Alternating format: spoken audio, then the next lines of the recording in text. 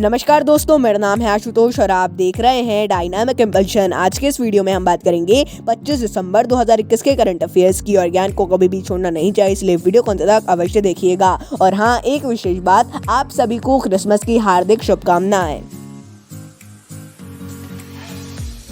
सबसे पहला प्रश्न है, Hyundai मोटर इंडिया ने अपना ब्रांड एम्बेसडर किसे नियुक्त किया? A Shubhankar Sharma, B Ravi Kumar Dahiya, C Aditya Ashok, D Diksha Dagar. And the right answer is Aditya Ashok. तो Hyundai मोटर इंडिया ने अपना ब्रांड एम्बेसडर भारतीय गोल्फर हैं आदित्य अशोक, उनको नियुक्त किया है। ये 2 साल का पूरा कॉन्ट्रैक्ट है, यानी ये 2 वर्षों के लिए ब्रांड एम्बेसडर होंगी। अगला प्रश्न है, बनास डेयरी संकुल का शिलान्यास कहाँ किया गया? A Prayagraj, B Ayodhya, C Mathura, D Varanasi. And the right answer is Varanasi. तो प्रधानमंत्री नरेंद्र मोदी जी ने वाराणसी में बनास डेयरी संकुल का शिलान्यास किया है। उन्होंने बायोगैस आधारित बिजली संयंत्र की भी आधारशिला रखी है। ये सब उत्तर प्रदेश वाराणसी में ही किया गया है, याद रखना है। अगला प्रश्न है, सर्वश्रेष्ठ शासित company listed segment large category किसने जीता? A ICICI bank, B HDFC bank, C Punjab National Bank, D Central bank.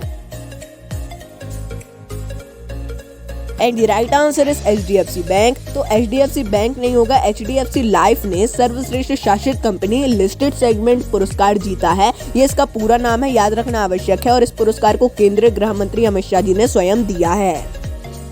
अगला प्रश्न है, यूनिकॉर्न की मेजबानी करने वाला तीसरा शीर्ष देश कौन सा बना है? ए रूस, बी चीन, सी भारत, डी ब्रिटेन।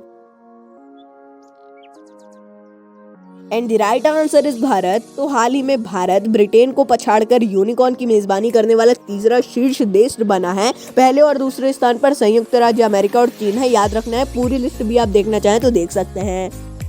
अगला प्रश्न है, हाल ही में RBI ने किस बैंक को एजेंसी बैंक सूचीबद्ध किया? A RBL bank, B CSB bank, C HDFC bank, D ICICI bank.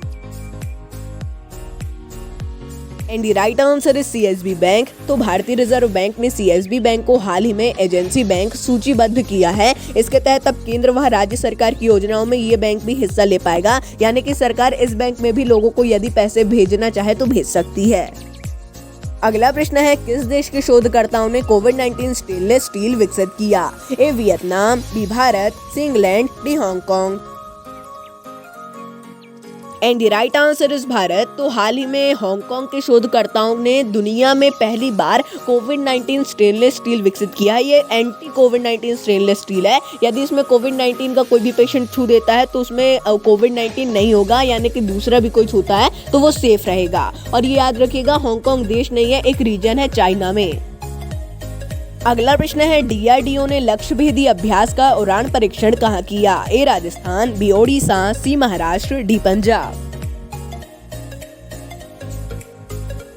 And the right answer is Odisha. तो DRDO के द्वारा लक्ष्य भेदी अभ्यास का उड़ान परीक्षण ओडिशा में किया गया है। उतना ज्यादा हमारे ख्याल से ये इम्पोर्टेंट नहीं है, लेकिन इसके बारे में आप और पढ़ना चाहें तो अवश्य पढ़ें। अगला प्रश्न है, most innovative research institution category में शीर्ष स्थान किसने प्राप्त किया? A IIT Bombay, B IIT Kanpur, C IIT Roorkee, D IIT रोपड़।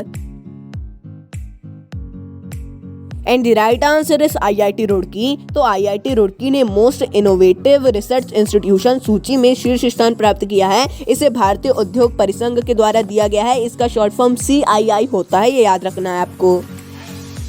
अगला प्रश्न है, किस देश ने फिल्मों से सेंसर हटाने की घोषणा की? A America, B Brazil, C Britain, D संयुक्त अरब अमीरात।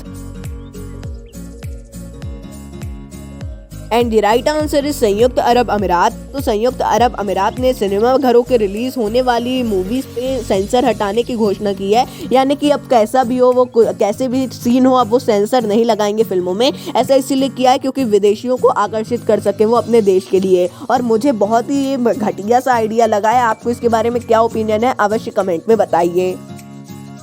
अगला प्रश्न है, मुख्यमंत्री कन्या सुमंगला योजना की शुरुआत किस राज्य ने की? A Rajasthan, B Uttar Pradesh, C Madhya Pradesh, D Punjab.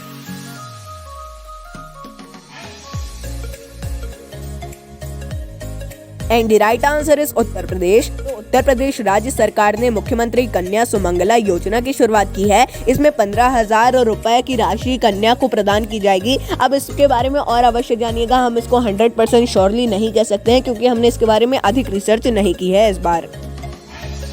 अगला प्रश्न है 25 दिसंबर को किसकी जयंती मनाई जाती है? A Gopal Krishna Gokhale, B Lala Lajpat Rai, C Madan Mohan Malaviya, D Dadabhai Naoroji. And the right answer is Madan Mohan Malaviya. तो मदन मोहन मालवीय का जन्म 25 दिसंबर को ही मनाया जाता है और यही अखिल भारतीय हिंदू महासभा के संस्थापक भी थे, यह जानना आवश्यक है।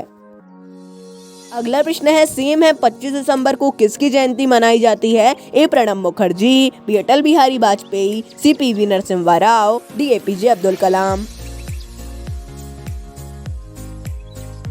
And the right answer is Atal Bihari Vajpayee. तो पूर्व प्रधानमंत्री अटल बिहारी वाजपेयी जी की जन्म जयंती 25 दिसंबर को मनाई जाती है। तो ये दोनों को ही याद रखना आवश्यक है, मदन मोहन मालवीय जी और अटल बिहारी वाजपेयी जी दोनों को ही याद रखना इम्पोर्टेंट है। तो दोस्तों ये था अंतिम प्रश्न, मिलता है अगले वीडियो में। नमस्कार। Dynamic impulsion.